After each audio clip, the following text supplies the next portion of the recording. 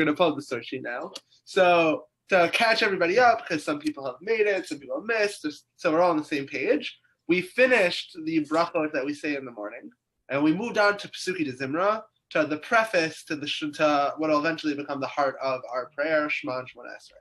So Pesuki de Zimra, we mentioned last time, is a collection of psalms, verses, praises of God. But we didn't yet explore the content of Pesuki de Zimra. Last time we talked about the concept of Pesuki de Zimra. Why do we say it? Why do we preface with these verses? Why do we preface with this commentary and praise to God? What's the commandment? Where does it come from, etc.? And there we developed that there's two major theories, some more variants, but we put forth two major theories. One theory is that Pesuki de Zimra is modeled very much after Moshe, and what it is it's basically praising God before you ask him for something. It's buttering God up to ask for stuff. You're so great, you do so much great stuff for me, you're so amazing, now give me things. And that was one approach that we developed.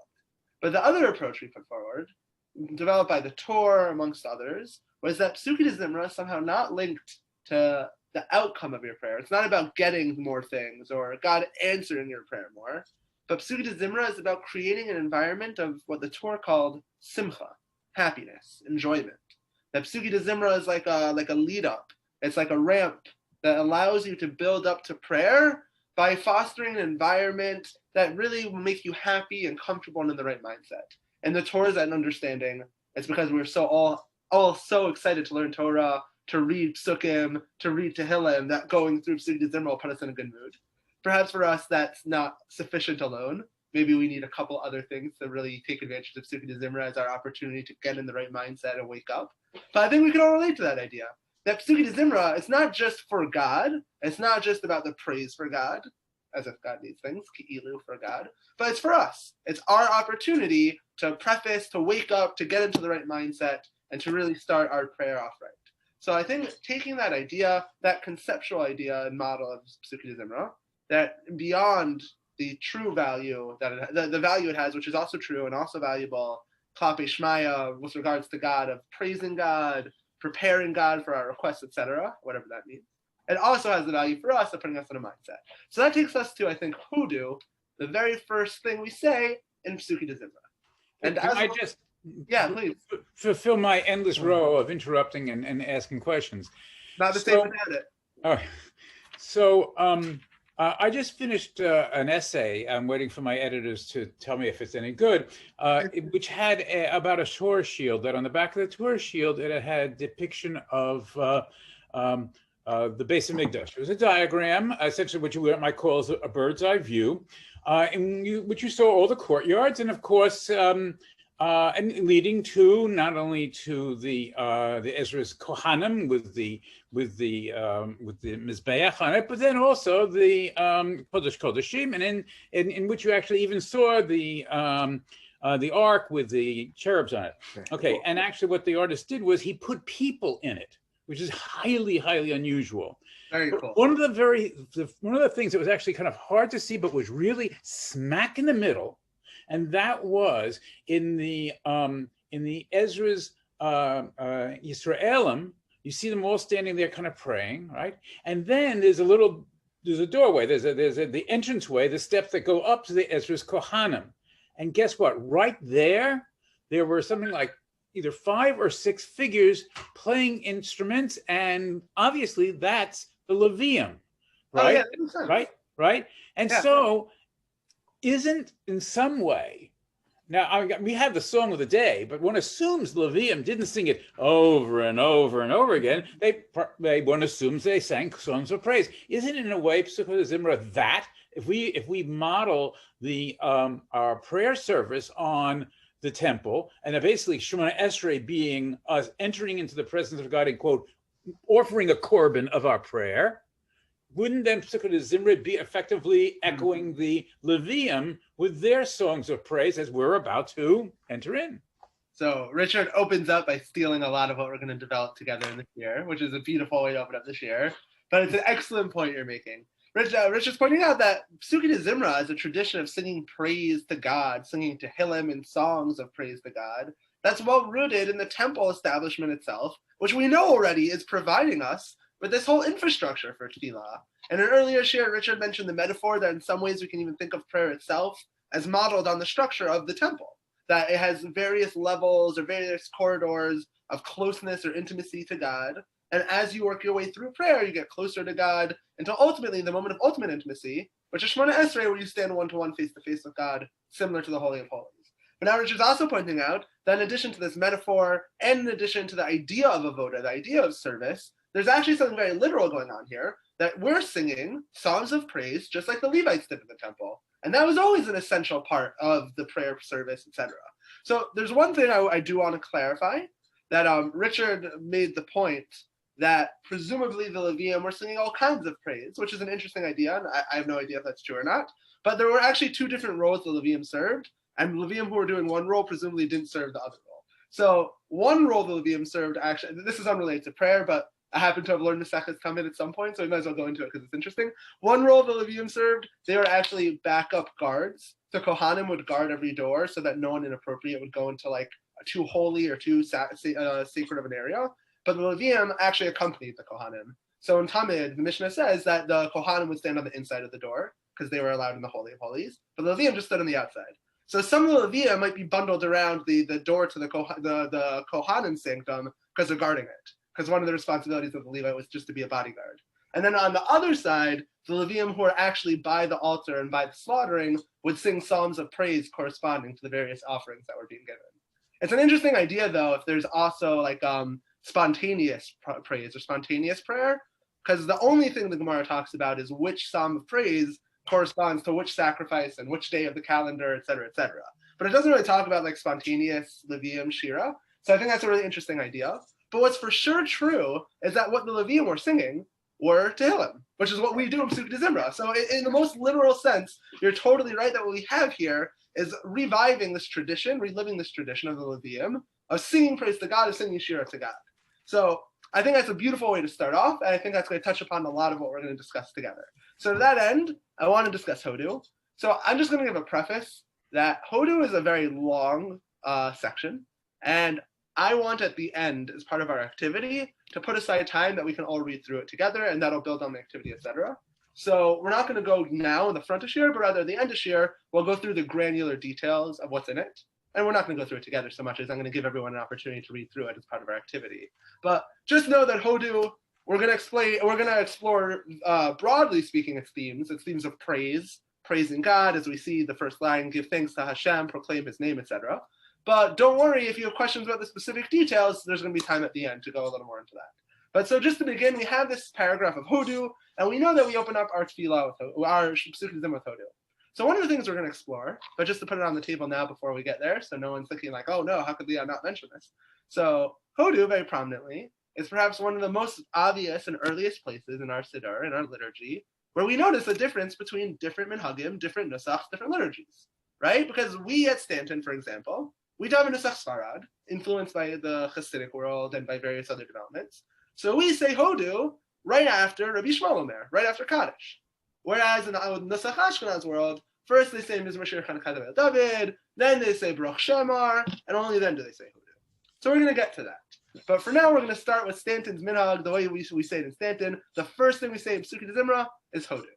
So we have this long, extended period of praise. We see here, again, we'll get into the details later, but it praises God for all these various things that he does. Great. So what's fascinating is that, broadly speaking, Hodu is actually comprised of two different sections. The first section of Hodu is perhaps the first two paragraphs or the first 2/3 or so, which comes from Divrei Hayamim. It's actually drawn out of the Psukim. It comes out of elsewhere in Ketuvim, not from Tehillim, not from Psalms, but from Chronicles, from Divrei Hayamim. And it comes from Divrei Hayamim Tet Zayin. So we see over here in source 2, the source of the first half of Hodu.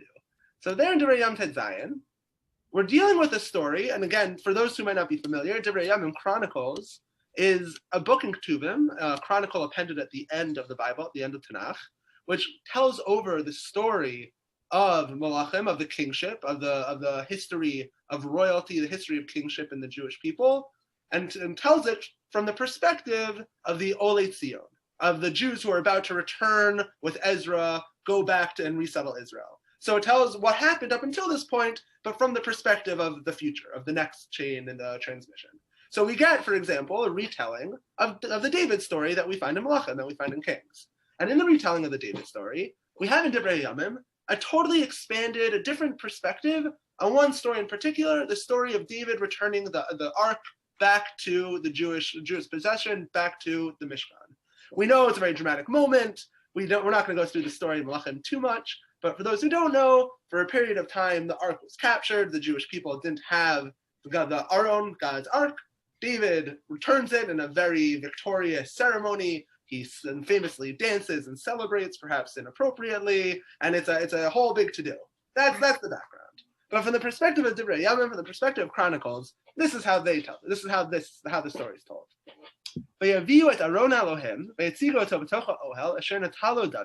So they bring back the Ark of the Covenant, and they put it in the tent that David prepared. And they offer sacrifices, as one does when you consecrate the return of the Ark. David finished up with the sacrifices, and he blessed the nation with God's name. And he divided up amongst all of Israel from man to woman. For each person he gave a loaf of bread, a cake, and another type of cake. Whatever they are. I don't know what an ashba and an ashisha is. But he gave them some types of bread, some types of baked goods. He gave them food. But I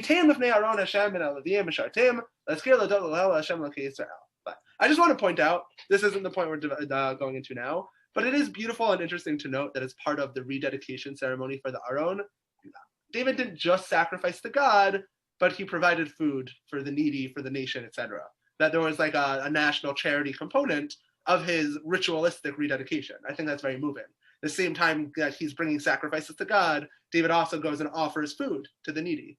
So I think that's something we don't always see so much, but good to point it out when we see it. So then verse 4, they put in front of the ark from the Levium, the Levites who would sing, and they do this so that the Levites can sing. Now skipping ahead a little bit, so now this huge procession, everyone's celebrating, the poor are given food, there's sacrifices, and the Levites assemble and they start singing. Skipping to verse 7 here. Vayomahu, on that day, Az Natan David Barosh Lodot LaHashem Biyad Asaf Echav. Then spontaneously, David began to praise God. Hodu LaHashem Kiru B'Shmo, Hadeva Amim Alilotav, etc. Praiseworthy is Hashem, call on his name, proclaim his deeds, and the rest of it is our Hodu, is the section of Hodu that we say. So we see that the context, that the background of Hodu is very interesting. Because on the one hand, Hodu isn't from Tehillim, it's not from Psalms like the rest of Psukei D'Zimra presumably is. But on the other hand, it was written by David. It is a psalm in a sense. It's just the psalm that appears in Divrei Yamim instead of appearing in Tehillim. But it follows the same rules, the same structure. It's written by David too. So that's already an interesting thing to think about. That we say Psukei D'Zimra, a collection of psalms, but Hodu, which may be part of Psukei D'Zimra, may not be. We might say it before we start Psukei D'Zimra, depending on our Nesach, and we'll get to that. Hodu was written by David, follows the structure and rules of Psalms, but isn't found in the book of Tehillim, the book of Psalms. So that's already something interesting to think about. But it's also interesting just to think about, of all the Tehillim, of all the Psalms, of everything there was to take for our opening praise for God, we chose the section of David as they're returning the ark from capture, returning it to the tent of meeting, returning it to the Mishkan. And I think that's just a very interesting choice. Something to keep in mind as we go forward through this sugya. That what we're dealing with here is not just some random section of praise for God, but specifically the praise that was selected before the Aron was returned. Does that anyone want to say anything about that? Want to ask anything about that? I just want to open the floor if anyone has any thoughts about that, of all the sections being chosen for Hodu. Well, I think that it actually it parallels also later Tehillim, Mizmor Shia Chanukat Habayit LeDavid. That is said in a few minutes later. This is again the rededication of the temple and the bringing of the ark. You understand the parallel there. Beautiful. So Jeff is touching on something that I hope will develop throughout this year. That this isn't the only time in Psukei D'Zimra that we see David, specifically David, surrounding the building of the temple, the collection of resources, around the national project of building a temple of prayer, that we see that being invoked. We have Mizmor Shir Chanukat Habayit David, about David's endeavors in the Chanukat Habayit, the establishment of the temple. And this is a theme that runs throughout Psuki de Zimra. So of course, it sort of makes sense that we're going to open up with a section taken from David's experience in preparing the temple. So I think that's really on point. And while perhaps I was saving this to the end, I think there's no reason to go out of order. I think just to drive home Jeff's point here, towards the end of Psuki de Zimra, we also say a section known as Vayvarich David et Hashem le'nei kol ha'kahal, that David blessed the nation. And of course, when did David do this? He did this when he kicked off the campaign to build the temple. And that's why, according to Rav Soloveitchik, in fact, that many people have the custom to specifically collect and give tzedakah during the recitation of this paragraph. And this is when David launched his charity campaign to raise funds to eventually build the temple. And we're recreating David's steps by attempting to collect funds now for some greater good, for our synagogue, for charity, etc. We're recreating what David did.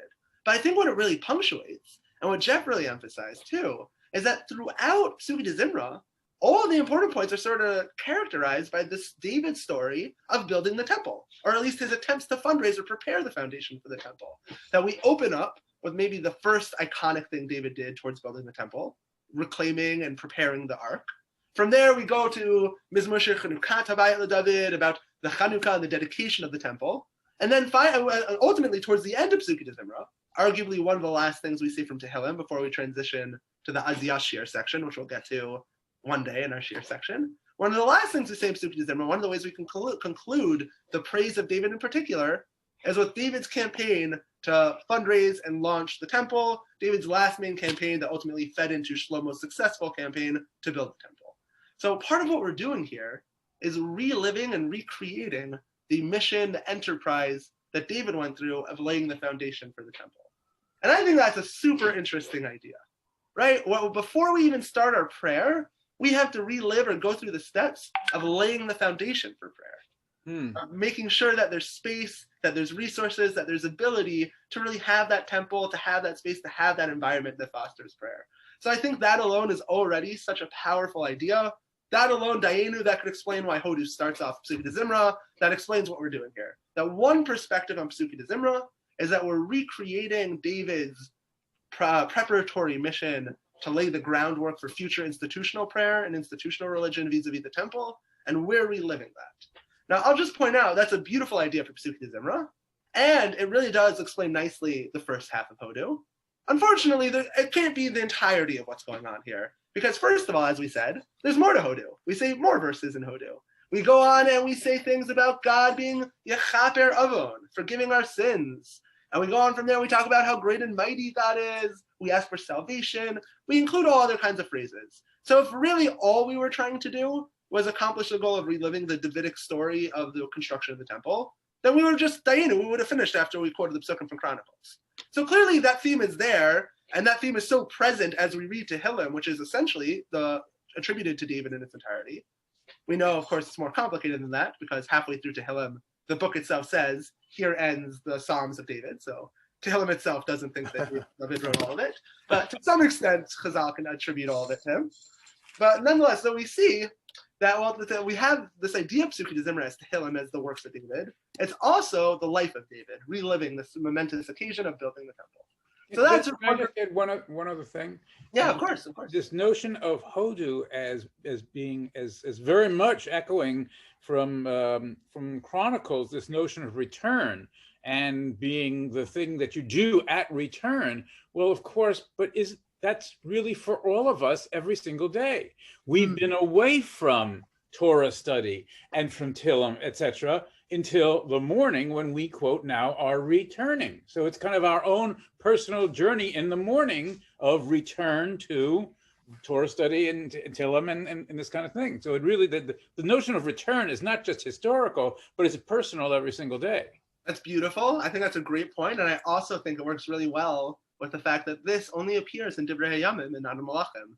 Because who was it that's more focused or concerned about that element, that part of the story? The people who are returning to Jerusalem to rebuild the temple. They really care about expanding the story of the work David did to lay the foundation for the temple, to return to Jerusalem, etc. And that's really what we have here. The story about an expanded version of the work it takes to build the temple. Maybe you won't succeed your first time. Maybe you won't succeed in the first generation. But hey, David didn't either, he still got it done eventually. So we borrow that from Chronicles, from the perspective of the Olei Tzion, and we translate that into our own prayer. I think that's extremely, extremely powerful. Yeah. Sometimes, lately, just sometimes, I feel that. I've been going to Shiurim, like many people. I'm going to Shiurim a lot more because of Zoom and everything. And occasionally, I feel that, thank you, God. I mean, so that I'm able to do this, and I just feel it sometimes, and that's great. An appreciation for the infrastructure that exists that enables the later religious experience. Yeah, I think that's a really important message that it's amazing when we have those moments we're able to appreciate it.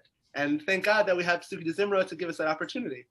Yeah. So now in a similar vein, so now we have some appreciation, right? We have some amount of understanding of what's going on here, why Hodu, at least the verses of Hodu from Chronicles, might be incorporated here, part of what we're trying to accomplish. But I think we still have a pretty obscure, pretty hard to understand Hodu prayer. Why do we incorporate these later sections? But beyond that, we also have this weird difference, this weird divergence we mentioned before, where some people say Hodu before Baruch She'amar, some people say Hodu after Baruch She'amar. And as we know, and as we're going to explore, maybe we don't know yet because we haven't explored it yet, but what we'll discuss presumably next week or some week soon, Baruch She'amar is the blessing we say to kick off the Pesukei de Zimra. It's the blessing on the Pesukei de Zimra. We know we say blessings before we do mitzvot. We say a blessing before the Shema, a blessing before reading the Torah. So this is a blessing before Pesukei de Zimra. But if Baruch She'amar is the blessing before reciting the Pesukei de Zimra, then it takes on a whole new significance if you think the Hodu is said before Baruch She'amar. In other words, the minhag difference, the divergence in custom between Nusach Sfarad and Nusach Ashkenaz about when exactly we should say Hodu, should we say it before Baruch She'amar or after, is really a question of, is Hodu formally part of Pesukei de Zimra? Is it covered within the bracha of Baruch She'amar until Yishtabach, that unit of blessings that covers the entire entity of Pesukei de Zimra? Or is it accomplishing some other goal? So just to clarify this, to draw out this point, this distinction, the Aruch HaShulchan says this crystal clear, source number 3. So in source number 3, the Aruch HaShulchan is addressing this difference in custom, and he says as follows.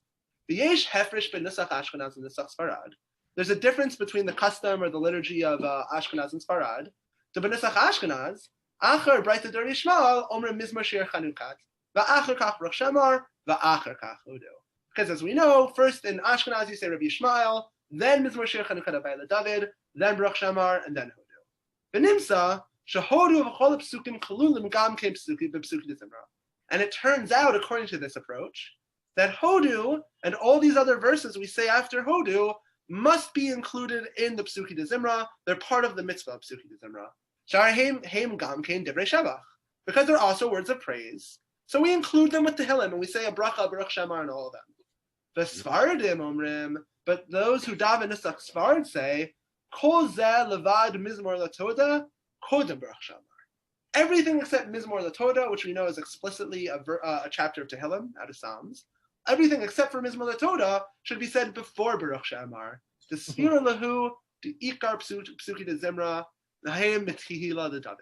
Because they think that the Ikar Pesukei de Zimra, the real Pesukei de Zimra, is only Tehillim. It's only Psalms. So we can only include Psalms within Tehillim. We can't include Hodu. So it says Aruch HaShulchan, the stakes of this question, the difference between Nusach Ashkenaz and the difference between Nusach Sfarad, is whether Hodu is actually part of Pesukei de Zimra or not. Ashkenazim say it's part of Pesukei de Zimra, so therefore they say it after Baruch She'amar. Sfaradim say it's not, so they say it beforehand. So first of all, just as an interesting trivia, interesting background, this idea, I'll get to you soon, Richard. I just want to give all the background, then we'll open the floor. This idea that Baruch She'amar only pertains to certain types of praise, only pertains to praise related to Psalms or what would have it, is an idea we'll explore more when we talk about Baruch She'amar. Because it's actually a very relevant idea, one that comes up a lot surrounding the question of Az Yashir. We know that in Pesukei de Zimra, from the time we say the blessing of Baruch She'amar, we only say verses from Psalms, we only quote chapters from Tehillim, except for the very last thing we say, Az Yashir, which is from this week's Parsha. So putting aside Az Yashir, which will be a whole shir we'll discuss together, the Nativ Bina has a fascinating historical thesis as to how this happened. We'll get there one day. So put aside Az Yashir.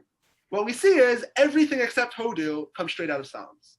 So is what we're trying to accomplish in Tehillim specifically to quote Psalms, and that's the only thing covered in Baruch Shamar, or can Hodu also be covered? Now that's just the description of the question. That's not the stakes. That's not the motivation. That's not the logic behind what's going on here. So I think we can understand very clearly the Ashkenaz perspective. Why would it be that Hodu should count as part of Psuki de Zimra? Because it's praise that David wrote. Yeah, of course, perfectly fitting. But when we adopt this Sephardi approach, that this is excluded from Psuki de Zimra is just from Psalms, and maybe we'll explore why that might be the case when we talk about Baruch Shamar. But if this is excluded from Psuki de Zimra, then why do we say it at all? What's the point of saying it? We finish with we finish with Rabbi Shmuel Omer. We finish the korbanot, the sacrifices, the preparatory stuff. We say Kaddish, and then we say another preparatory prayer from Hodu before going into Psuki de Zimra. What's the point? So I think the Aruch HaShulchan lays the stakes out very clearly. What's going on here is a totally different conception of Psuki de Zimra. That is true, but within that different conception of Psuki de Zimra, what's the point of Hodu? So that's the question on the table. That's what I want to explore. So to that end, I want to look at the Kolbo. So does anyone know who wrote the Kolbo? It's a trick question. We don't know who wrote the Kolbo. But the Kolbo, the Kolbo, as the name indicates, has everything in it. In other words, it was written to be a holistic work of halacha, to have all the necessary halacha in one book. And it's an early compendium of halacha that Rav Yosef Cairo in the Shulchan Aruch really references a bunch. So it's an influential work. There's various guesses as to who wrote it, but we actually don't know definitively who wrote it. And there's a lot of evidence that even, in the times of the Shulchan Aruch, even a couple hundred years after it was written, people weren't sure who wrote it. So they know? So it was written, what, about 1400 or so? Yeah, probably like 1300, probably around 14th century, 14th, 15th century. Do they know where it was written? Or? I think it's generally assumed in Provence. I think some people think it might be related to the Orchot Chaim, which is a provincial work of halacha, but I don't think people know for sure. Okay. But it's a good question. But so the Kolbo is this mysterious work. We don't have all of it. We don't even have a necessarily trustworthy manuscript of it, but we have lots and lots of references to it. So one of the references that comes up, and I wrote here in the Shulchan Aruch, it's actually the Beit Yosef, but the expanded Shulchan Aruch, and then the Beit Yosef is the Kolbo. And the Kolbo writes as follows: Nahagu liftoach achar midrash Rabbi Yishmael, hodu laHashem ki Rabbi Yishmael. The minhag developed to open up after Rabbi Yishmael with the hodu laHashem. V'chein katav harav bal ha'eshkol. And the author of the Eshkol, another very early work in the 12th century, he writes similarly. Ki atam, the reason is, the fisha kol hashanim shahaya aron b'yiriyah, because all of the years that the Ark of the Covenant was b'yiriyah, was in this tent that David built, tikein David hashehiyu omrim lefanav zeh mizmor kemo shemitzinu b'sefer Yochzen. For all of the years that the Aron was in this temporary tent and not in the final temple, David made a decree that his hodu, his paragraphs of praise, should be recited every day in the temple. That's what the Kolbo says. He's referencing, he calls it Sefer Yochzen, the book of relations. We would probably call it Seder Olam Rabbah. It's the same book. But the book of genealogies, the book of histories. So Yochzen means genealogies and is used often now in the sense of like family genealogy, but in the rabbinic perspective, Yochzen is really how you tell time. You tell time across generations. So Sefer Yochzen refers to Sefer Olam Rabbah, which is the book of calendars, of time, of history. So Sefer Olam Rabbah gives us all kinds of midrashic dates that we wouldn't know otherwise. When Adam died and when what date, all these things we wouldn't know. So in Sefer Olam Rabbah, it also tells us an interesting piece of trivia about those 40 plus years that the temple was in a tent and not in that the Aron was in a tent and not in the temple.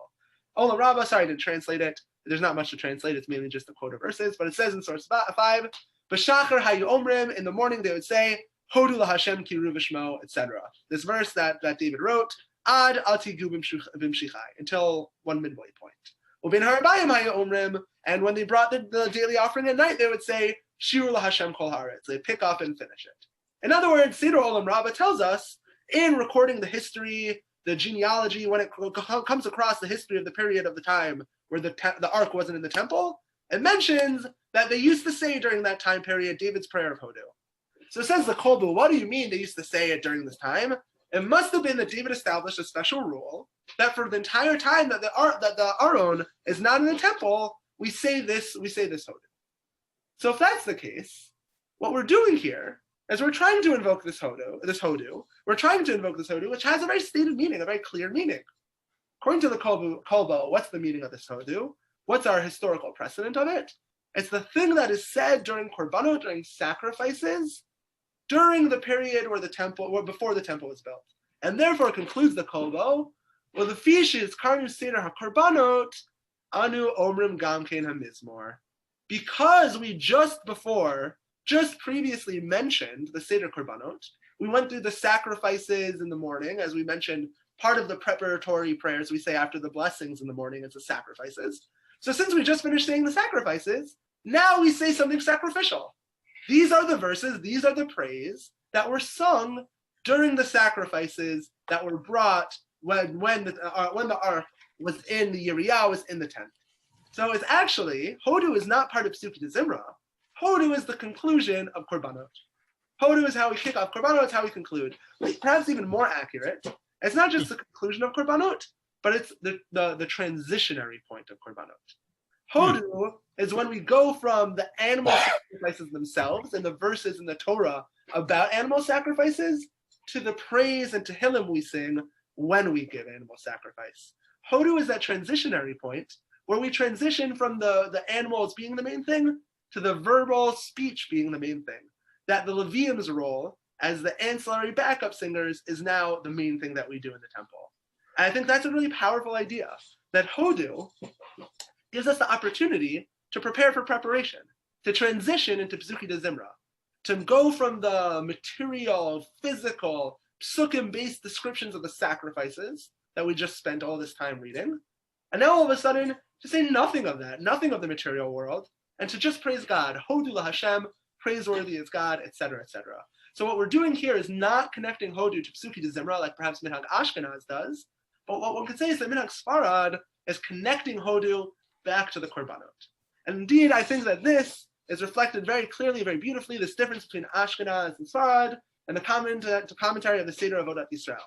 So Seder Avodat Yisrael is a very interesting work. I don't know how much people know about it, but as one of our goals of this year is introducing relevant works. So the Seder Avodat Yisrael is a 19th century German work by, I think, a frum guy who's a little bit masculish, but you never know in that time period in 19th century Germany. Always hard to pin down who is a frum guy and who wasn't. But this guy, Rav Seligman Ber, was an expert of Masoretic text, and he played a huge role in establishing the Masoretic text of the Tanakh. After he finished all of his work, working on textual variants and textual history, etc., on the Masoretic text, he also tried to do a similar type of work, establishing some form of Masorah around the texts of liturgy, around the text of the Siddur.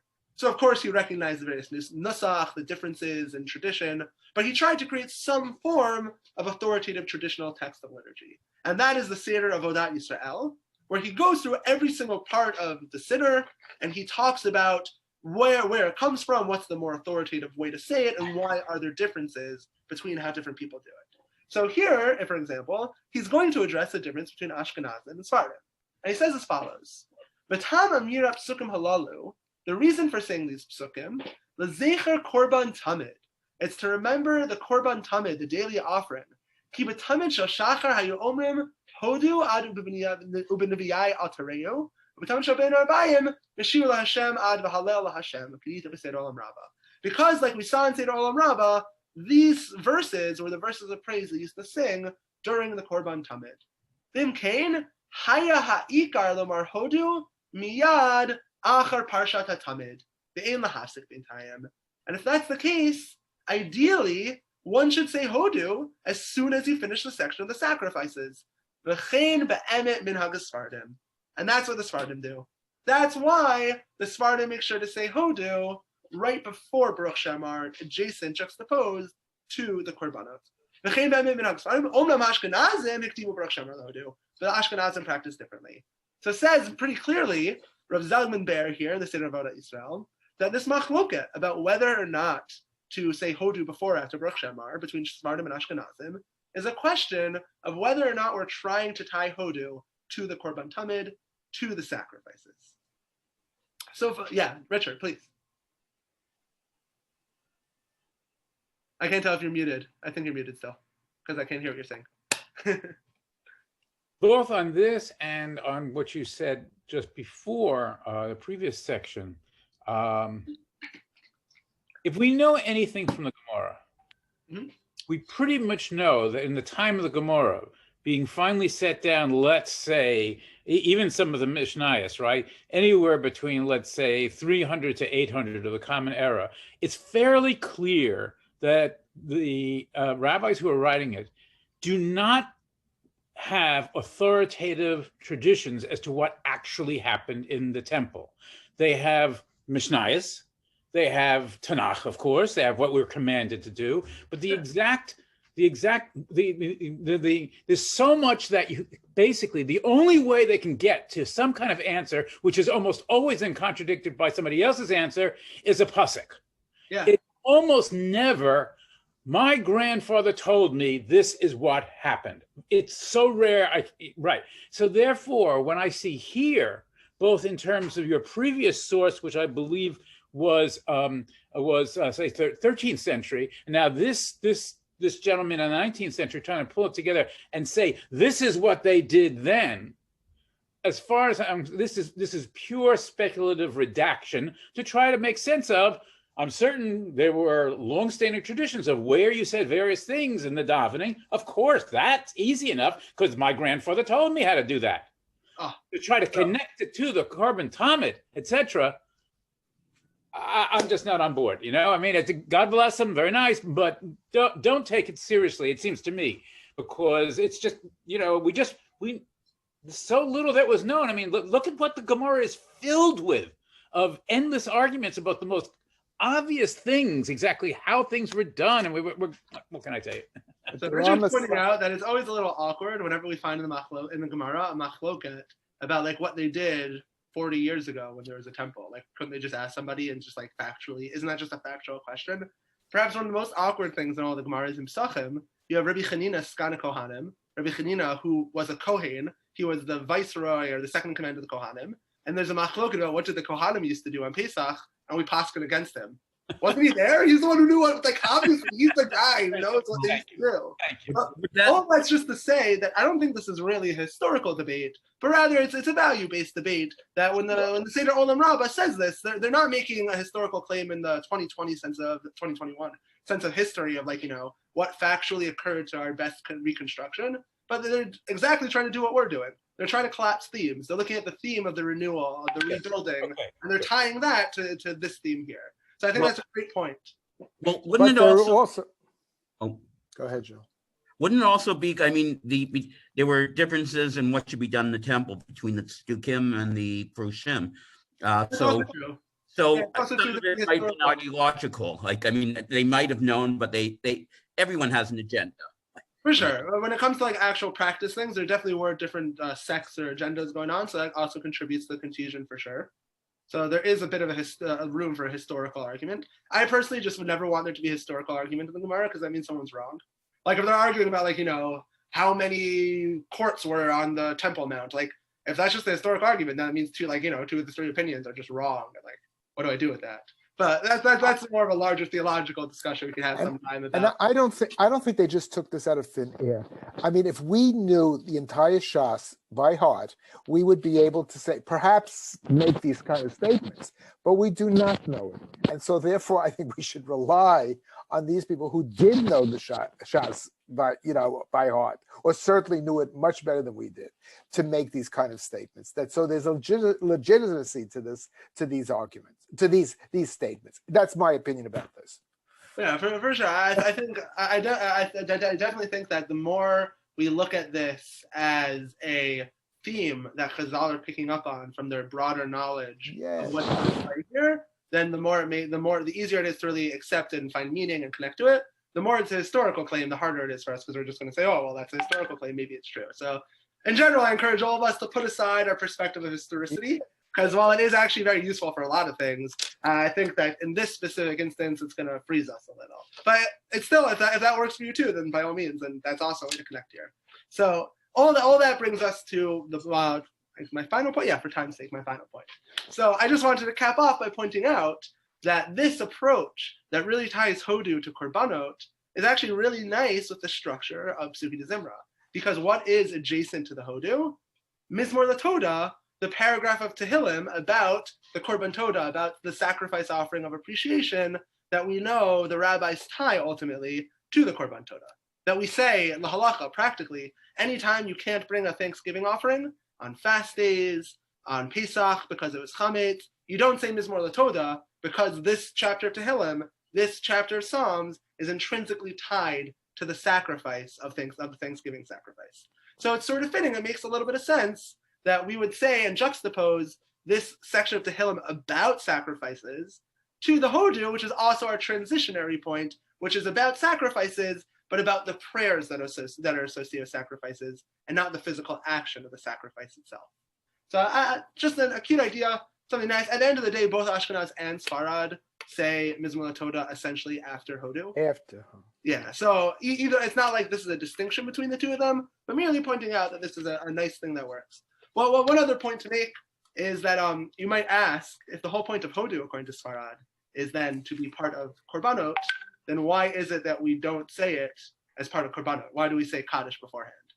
So I think that's a really good question, but I think that might just be a byproduct of the rules of Kaddish. That Rabbi Yishmael is a quote of oral Torah, of Torah Sheba'al Peh, that presents us our first opportunity to say a Kaddish D'Rabbanan, a rabbinic Kaddish, so we take it. Hodu's not rabbinic. Hodu's verses from Tanakh. So if we were to say Hodu, we wouldn't have the opportunity to say the rabbinic Kaddish. So we say the rabbinic Kaddish after the rabbinic Rabbi Yishmael, and then we go into Hodu. So I think that could easily be explained as just like a technical requirement.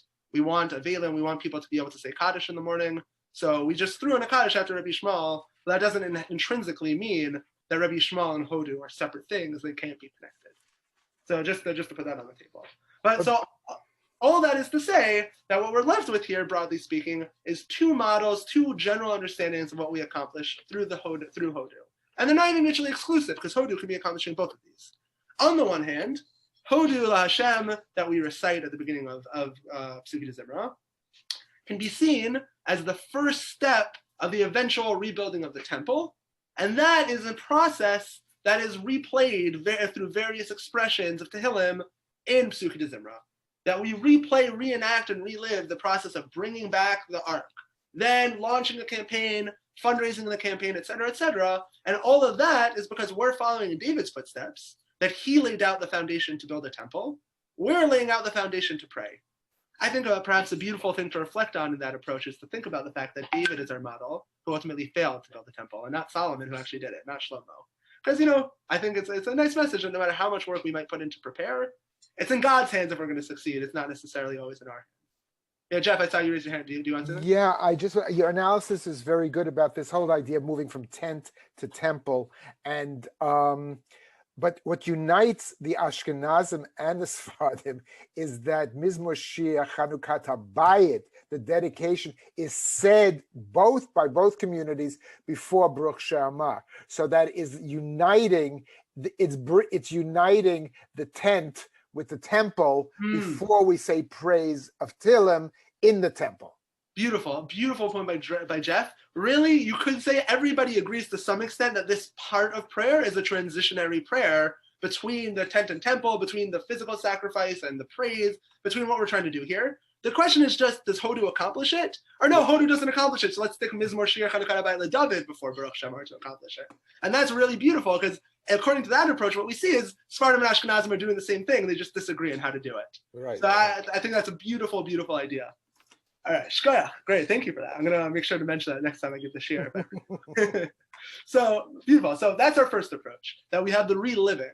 The second approach is that it's not about reliving the I'm so sorry. It's not about reliving the rebuilding of the temple, reliving the process of laying the groundwork or laying the foundation for prayer, but rather it's focused pastward on the sacrifices we just finished, on the sacrificial element we just finished. And really what it is some sort of statement about the special condition, the special circumstances of the Aron in the tent, that period we recited this special sacrificial accompaniment. And that we said is a transitionary point, because this is the first time we're now shifting away from the sacrifices themselves to the Tehillim, to the Psalms, to the accompaniment that was said with them. I would just also point out perhaps one last point to make, that it's interesting that the Psalms, the praise, the historical time period of David building the temple is chosen for this model, because in this model, David building the temple has a whole nother significance, I would argue. Because in this model, David building the temple has a significance of radical shifts in how we do service and how we do avoda. That before they had a mishkan and they had bamot, you were allowed to sacrifice individually, and there wasn't necessarily centralized worship. And then we have a prohibition against bamot. Then we have the resources laid out for a centralized temple, and eventually we have a full-on temple. In other words, we have a process that dramatically shifts how the Jewish people serve God and interact with God. I think if that's the case, then what we have here is modeling for what Psukei de Zimra and prayer ultimately end up being. A dramatic shift. We go from animal sacrifice in a temple, again, to some shift in service. So again, we use this temporary period, the Aron B'Yiriyah, the ark in the tent, as a temporary model of how do we adapt to shifts in prayer, shifts in service, and therefore be able to incorporate into a different life, a different reality, the service that's existed from before. So I think in both models, we have a beautiful and really meaningful idea of what Hodu is doing. Hodu is not incidental, but it's picked to be the first prayer of Psukei de Zimra, or maybe not Psukei de Zimra, as an intentional pivot, as an intentional transitionary point. And it really allows us to take a moment to think about what's it mean, not just to sacrifice, not just to do an action, not just to fulfill a requirement, but to pontificate, to reflect, to praise, to think about what it is we're trying to accomplish with the action, what it is we're feeling, what themes we're picking up on as we do the avoda, as we serve God and engage in our prayer. So that's my 2 cents on Hodu. I hope that was thoughtful. I'd love for people to disagree, agree, any thoughts. But what time is it? So just for the sake of time, though, I think we should first transition into our Rav Singer activity for tonight. Oh, okay. So last week, I gave a prompt. It was a bit of a smaller shiur.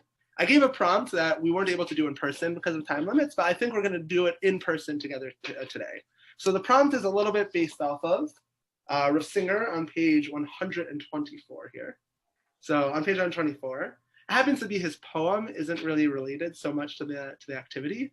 So we're just going to borrow the activity on page 125. But if you have the book, feel free to read the poem, feel free to read whatever. Again, you don't need the book, but we're going to do an activity for Rav Singer on page 125. So the activity on 125 is as follows. In our daily prayer, we say many words, and we aren't able to pause on each one and pray with proper concentration for the entire length of our prayer. The set, ordered recitation of the words is also meaningful. The very saying of the words of the prayer influences us and the worlds above us.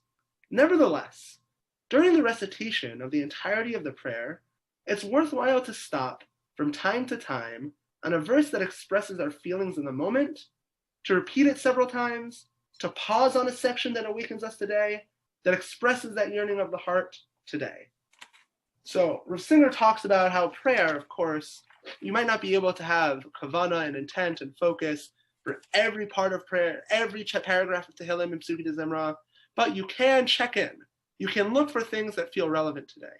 So as both a two birds with one stone, as an activity to both take advantage of this opportunity to look at one of the lengthier parts of Psukei de Zimra and understand what it means, but also to really do this activity, to really take an opportunity to check in today. I want all of us to take 5 minutes. We're going to go a few minutes over, I'm sorry. All of us take 5 minutes. We'll check back in 5 minutes to read through Hodu. To read through the Hodu here, I'm just going to leave it up right here. You don't have to get through all of it. That's okay, whatever's on the screen. Read through it Hebrew or in English. Find a section that speaks to you today, a pasuk, a phrase, a verse, a word in Hebrew and English, and just repeat it to yourself, expressing what it means to you today. Take 5 minutes to find that, find the perfect phrase, the perfect verse, and then just say it. Say it out loud to yourself, thinking about the significance it has to you. And then we'll all meet back, and whoever's willing will just share what they found. The pasuk, the verse, the phrase, whatever it is. No explanations. We don't have time or necessarily go into everything, but we'll all just quickly go around and share what we found. So 5 minutes now. Feel free, whatever you need. Camera on, camera off, whatever. 5 minutes. Find something that speaks to you today.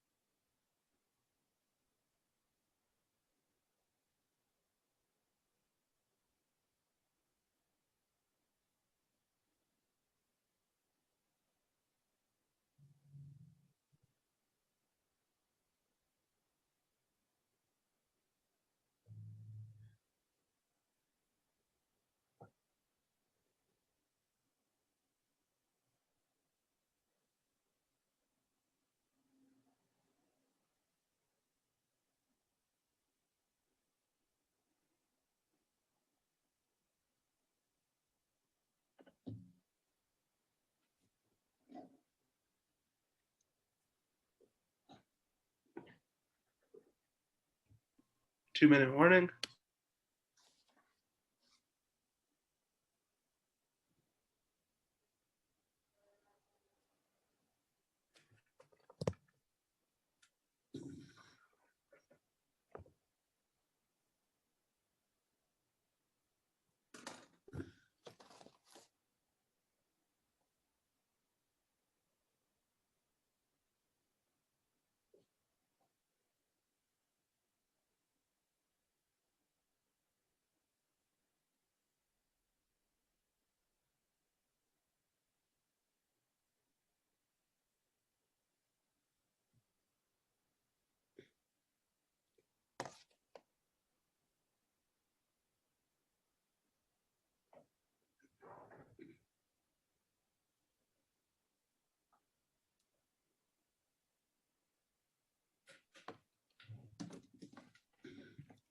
"30 more seconds, and then we'll regroup."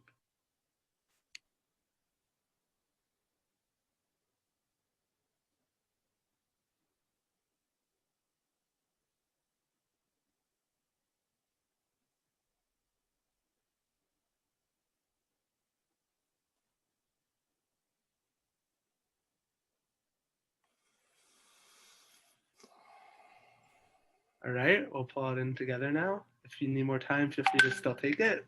But if you're ready, we'll pull it all in. Just to get a climate test here. How was that for people? Did that feel good, meaningful, searching for something that wasn't there? Good? Okay, good. So if you want to share, feel free to share. I'll just kick it off.